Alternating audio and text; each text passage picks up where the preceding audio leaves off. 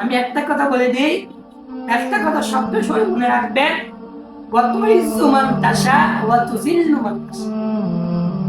আল্লাহ তাআলা যাকে চান তাকে উচ্চ মর্যাদা দান করেন, তাকে সম্মানিত করেন, তাকে বিরমিত করেন, তাকে ইজ্জতমান করেন,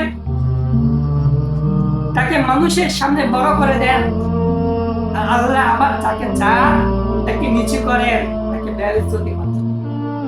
অনেক সময় দেখবেন অনেক মানুষ, সম্মানিত মানুষ, ধন দৌলতের অভাব নাই, ঢাকা শহরে গুলশানে বাড়ির অভাব নাই, এমন মানুষ অনেক সময় অনেক খারাপ কুকর্মের কারণে লাঞ্ছিত হয় না ভাই? হয় কি না? বাস্তব প্রমাণ তো।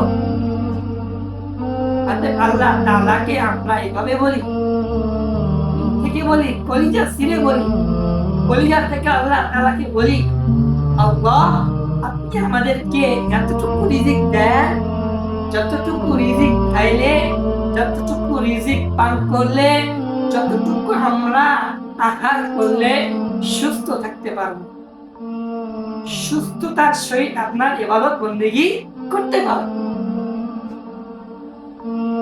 মানুষের কাছে মানুষের ভালোবাসার জন্য নয়, আল্লাহ তাআলার রহমত আশা করে। মানুষের কাছ থেকে কোনো জিনিস আশা করা বাদ দিয়ে দেন, আল্লাহ তাআলার রহমত থেকে চাওয়ার ভিখারি হন, আল্লাহ তাআলা আপনাকে মর্যাদা দেন।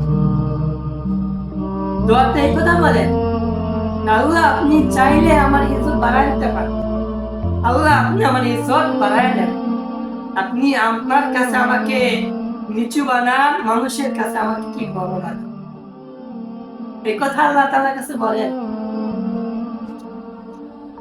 হ্যাঁ, আল্লাহ তাআলার কাছে এই কথা বলেন, আল্লাহ আপনার কাছে আমাকে আপনার কাছে আমার মাথাটাকে নিচু বানান, এবং কি আমার মাথাটাকে আপনি মানুষের সামনে বড় বানান।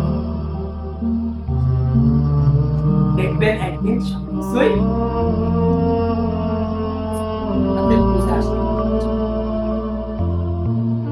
আল্লাহ তাআলা